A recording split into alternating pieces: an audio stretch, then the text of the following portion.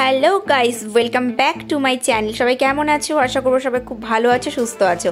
তো আমরা চলে গেছিলাম আহমেদাবাদের ইন্টারন্যাশনাল ফ্লাওয়ার শো 2025, যেটা স্টার্ট হয়েছিল জানুয়ারি মাসের 3 তারিখে এবং এন্ড হয়েছিল ওই 22 কি 23 এরকম। এক্স্যাক্টলি ডেটটা আমার ঠিক মনে নেই, এরকমই হবে। প্রায় 1 মাসের কাছাকাছি এই শোটা থাকে, আর এটা সব থেকে বড় ফ্লাওয়ার শো। আর আমার তো মনে হয় যারা যারা আহমেদাবাদে থাকে তারা কোনো বছরই এই ফ্লাওয়ার শোটা মিস করে না, কারণ এখানে না গেলে সত্যি আমি বুঝতেই পারতাম না যে এত সুন্দর একটা কনসেপ্ট, দারুণ দারুণ। তোমাদেরকে আমি বলে বোঝাতে পারছি না, এত সুন্দর চারিদিকটা। শুধু বড়দের জন্যই না, এটা বাচ্চাদের জন্যও এত সুন্দর সুন্দর সব কার্টুন ক্যারেক্টারগুলোকে সাজিয়েছে। চলো ভিডিওটা দেখো, না দেখলে তো তোমরা কিছুই বুঝতে পারবে না, তাই না?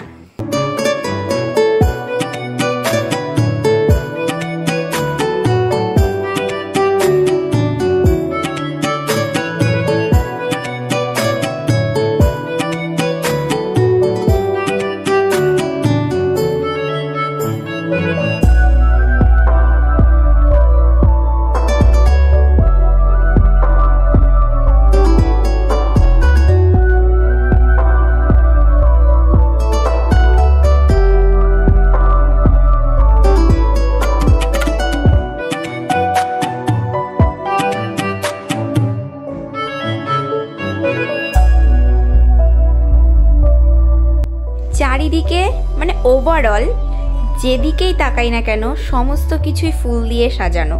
এই যে তোমরা টাইগারটা দেখতে পাচ্ছ, এটাও কিন্তু ফুলের।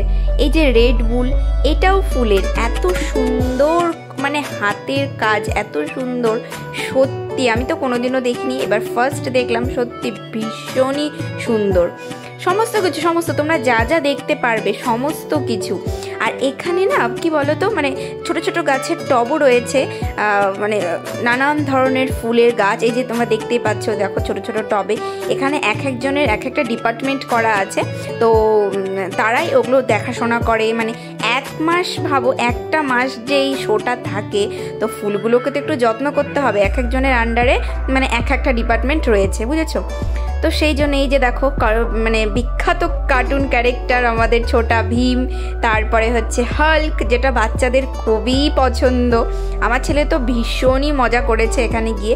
আর যতটা সম্ভব আমরা তো দিনের বেলায় গেছিলাম। দিনের বেলা বলতে কি একটু বিকেল সময়ে, যাতে আমরা দিনের ফ্লাওয়ার শোটাও দেখতে পারি, রাতেরটাও দেখতে পারি। তো রাতেরটাও দেখেছিলাম। আবার রাতেরটা দেখতে একটা আলাদা রকমের সুন্দর, আবার দিনেরটা দেখতে একটা আলাদা রকমের সুন্দর। খুবই সুন্দর, ওভারঅল দারুণ দারুণ।